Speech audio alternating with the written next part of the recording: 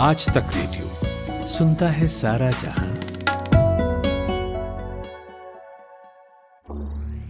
ज्ञान ध्यान।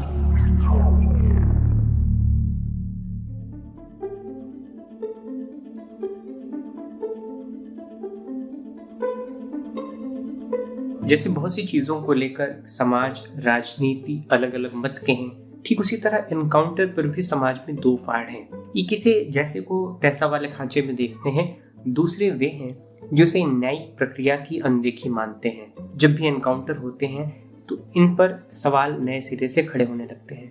पुलिस दावा करती है कि उसने आत्मरक्षा में गोली चलाई, वहीं आईपीसी की धारा 96 से 106 में उन परिस्थितियों के बारे में बताया गया है जब एनकाउंटर में हुई मौत को अपराध नहीं माना जाता है। एनकाउंटर को लेकर क्या है सुप्रीम कोर्ट की गाइडलाइंस, मानवाधिकार आयोग ने इस बारे में क्या दिशा निर्देश दिए हैं और एनकाउंटर पर सुप्रीम कोर्ट के फैसले क्या कहते हैं, आज इसी की बात। नमस्ते, यह है ज्ञान ध्यान। मैं हूं शुभम तिवारी।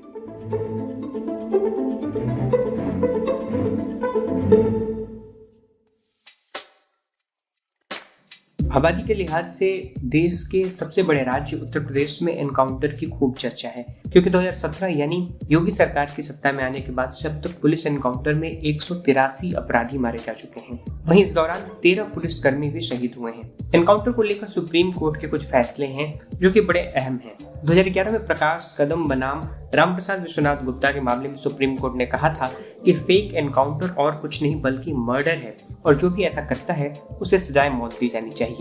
सुप्रीम कोर्ट ने कहा था ऐसे मामलों को रेयरेस्ट ऑफ द रेयर माना जाना चाहिए। वहीं 2012 में ओम प्रकाश बनाम झारखंड सरकार के मामले में सुप्रीम कोर्ट ने कहा था कि हमारे क्रिमिनल जस्टिस सिस्टम में एक्स्ट्रा जुडिशियल किलिंग कानूनी नहीं है और इसे स्टेट स्पॉन्सर्ड टेररिज्म के बराबर माना जाना चाहिए। कोर्ट का कहना था कि आरोप पर मुकदमा चलना चाहिए, क्योंकि पुलिस का कर्तव्य किसी को मारना नहीं बल्कि गिरफ्तार करना है। इसके अलावा 2014 में पीयूसीएल बनाम महाराष्ट्र सरकार के मामले में सुप्रीम कोर्ट ने पुलिस एनकाउंटर में होने वाली मौतों को लेकर बाकायदा 16 पॉइंट की एक गाइडलाइन जारी की थी। उस गाइडलाइन की मुख्य बातें क्या है, बता रही है इंडिया टुडे के लीगल ब्यूरो में एसोसिएट एडिटर कनु सारदा।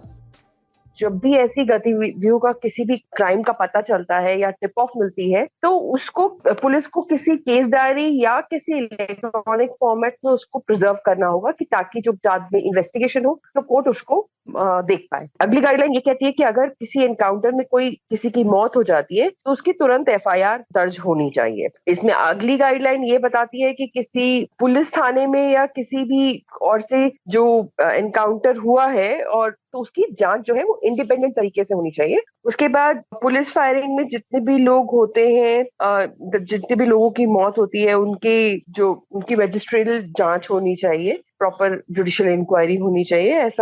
ऐसा प्रावधान सुप्रीम कोर्ट ने बना रखा है। और जब भी एनकाउंटर होता है तुरंत जो है राष्ट्रीय या राज्य मानवाधिकार को, ह्यूमन राइट्स कमीशन को उसकी इंफॉर्मेशन दी जानी चाहिए। ये गाइडलाइन का पार्ट है। और उसके बाद ऐसा भी होता है कि एनकाउंटर में उस व्यक्ति की मौत नहीं होती है या फिर कुछ चोटें आती हैं तो उसको प्रॉपर मेडिकल जांच करवानी चाहिए और उसे मजिस्ट्रेट के सामने ले जाकर के उसका प्रॉपर बयान दर्ज करवाना चाहिए कि बाकी बाद में कोई लीगल इश्यूज ना आए। और उसके बाद एफआईआर तो होनी चाहिए, डायरी एंट्री जरूरी है, जहां पे इनकाउंटर हुआ उसका स्केच बनना जरूरी है और टाइम टू टाइम इन सारी चीजों को केस डायरी में मेंटेन करके पुलिस अदालत के सामने पेश करना है।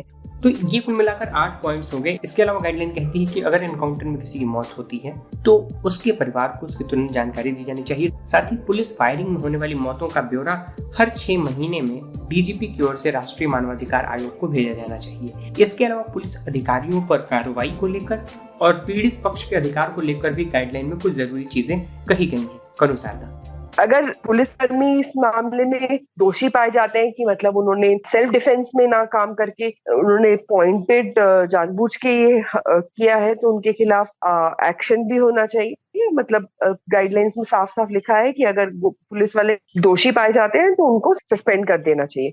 उसके बाद पुलिसकर्मी जो इन्वॉल्व थे उनके हथियारों का फॉरेंसिक और बैलिस्टिक एनालिसिस प्रॉपर होना चाहिए कि उन्होंने पूरा चांस दिया कि नहीं दिया, और जिसका एनकाउंटर हुआ है उसके पास भी अगर कोई हथियार थे तो उसका भी फॉरेंसिक और बैलिस्टिक एनालिसिस होना चाहिए। इसी पूरे दौरान जिसका एनकाउंटर हुआ है उसका अगर कोई वकील रहता है तो उस वकील को इन्फॉर्म करना चाहिए। और अगर लगता है कि कहीं पे भी जिसका इनकाउंटर हुआ है उसके परिवार वालों को लगता है कि अगर कुछ सही नहीं हुआ है तो वो कोर्ट में अर्जी लगा करके अपना रिलीफ मांग सकता है। ये तो बहरहाल बात हुई सुप्रीम कोर्ट के गाइडलाइंस की। मानवाधिकार आयोग की गाइडलाइंस से संबंध में भी कुछ जरूरी चीजें कहती हैं, जैसे एनकाउंटर में मौत होने का पता चलते ही पुलिस स्टेशन के इंचार्ज को इसकी जानकारी दर्ज करनी चाहिए। इसके अलावा अपराधी या आरोपी की मौत होने पर फैक्ट्स और परिस्थितियों की तत्काल जांच होनी चाहिए। चूंकि पुलिस खुद इसमें शामिल है, इसलिए इसकी जांच सीआईडी जैसे किसी स्वतंत्र जांच एजेंसी को सौंपी जानी चाहिए। 4 महीने के अंदर जांच पूरी होनी चाहिए। अगर जांच का नतीजा प्रोसिक्यूशन के पक्ष में होता है तो जल्द से जल्द ट्रायल पूरा करना चाहिए। आयोग का दिशा निर्देश ये भी है कि मामले का निपटारा होने के बाद पीड़ित परिवार को मुआवजा देने पर भी विचार किया जा सकता है। इसके अलावा भी और कई चीजें हैं, जैसे कि एनकाउंटर में शामिल पुलिसकर्मियों के खिलाफ आईपीसी की संबंधित धाराओं के तहत एफआईआर दर्ज की जानी चाहिए। साथ ही पुलिस कार्रवाई में हुई मौतों का मजिस्ट्रियल जांच 3 महीने के भीतर होना चाहिए। इसके अलावा एनकाउंटर में होने वाली मौत की सूचना 48 घंटे के अंदर राष्ट्रीय मानवाधिकार आयोग को दी जानी चाहिए और पोस्टमार्टम रिपोर्ट, मजिस्ट्रियल जांच के नतीजे और सीनियर पुलिस अफसरों से पूछताछ की रिपोर्ट 3 महीने के भीतर राष्ट्रीय मानवाधिकार आयोग को दी जानी चाहिए।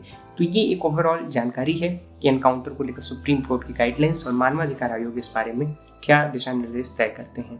इसके अलावा हमने ये भी बताया आपको कि सुप्रीम कोर्ट के फैसले क्या हैं इस सिलसिले में। इस पॉडकास्ट में फिलहाल इतना ही। नमस्कार। एक कस्बा जहां बिल्ली मेयर बन गई। अकबर की कब्र से हड्डियां निकालकर किसने जला दी? रूस ने अमेरिका को अपना अलास्का क्यों बेच दिया? ऐसी अनगिनत कहानियां और किस्से जो इतिहास की मोटी किताबों में दब गए, लेकर आ रहा हूं मैं नितिन ठाकुर, आज तक रेडियो पर। सुनिएगा जरूर हमारा नया पॉडकास्ट इतिहास।